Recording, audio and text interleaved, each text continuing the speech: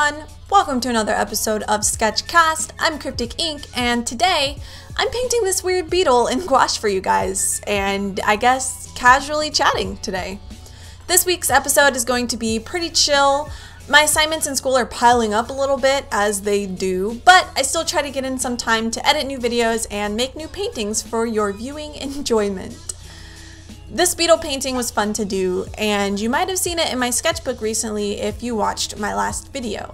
I would also like to say thank you so much for all the positive feedback and really nice comments that were on that video last week. I really appreciate it, and I love all you guys. So I finished this one a couple weeks ago and just decided to throw it in there as I kind of wrapped up that old sketchbook once and for all. Since the painting was so small, I didn't stress too much about it while I was working. It was a very relaxing process where I could just play with the paint. I've been doing sketches and studies in gouache in order to practice in another sketchbook recently, so it was interesting to use some of the techniques I picked up while practicing.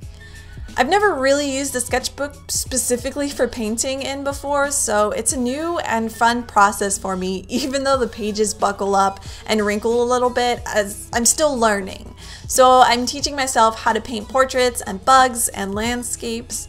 I want to get better at drawing and painting backgrounds, so I've been doing a lot of studies from photographs recently, just painting in gouache in this other sketchbook. I've got a lot of things I want to do art-wise, actually, and I'm finding myself slowly but surely getting those things checked off my list.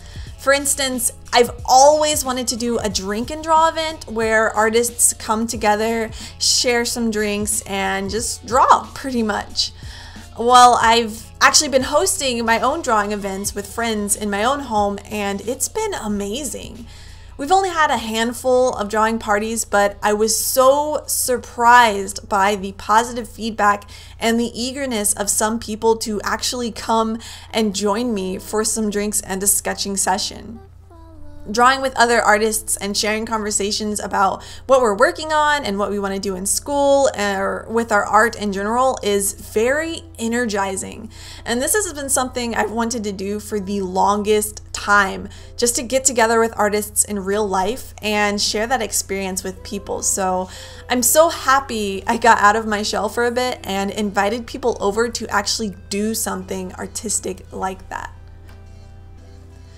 To me, the fact that this drawing event I host is something that people want to do and want to get into shows that if you want something to happen badly enough, sometimes you just have to make it happen yourself. I was waiting around for so long for something artsy to happen that was close by that I could go to and be a part of, and I couldn't find anything.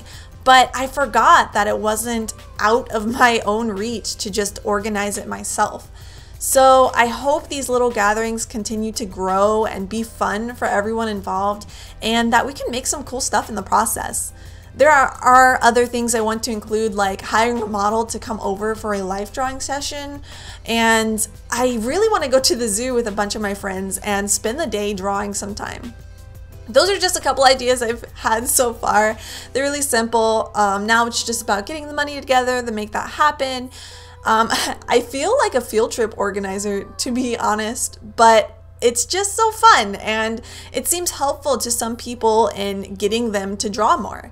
And I just want to keep it going, So that's what I've been up to lately outside of school: editing videos, keeping up with drawing every day, and hosting drawing events at my own place.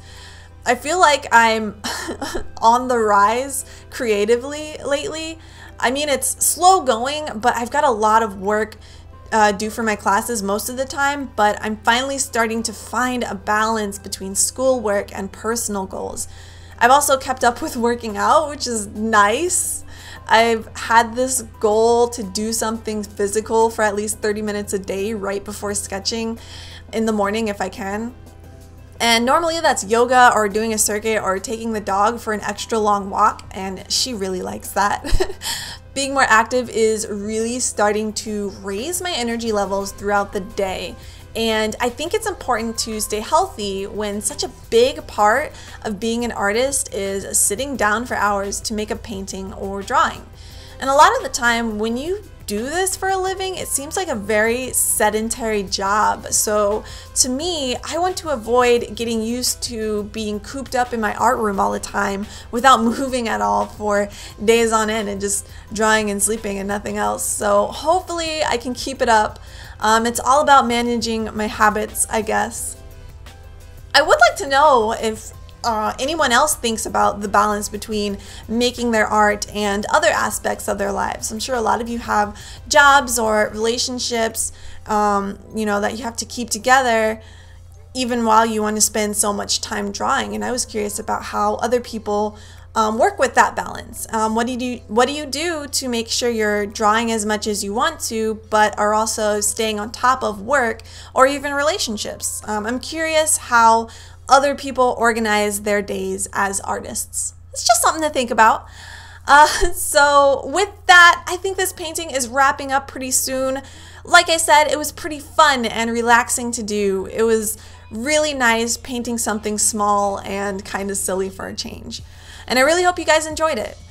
I thank you all for watching this week's video. If you have any questions or comments, let me know in the comments section below. I love the love and all the support. So thank you again, and I will see you guys next week. Bye!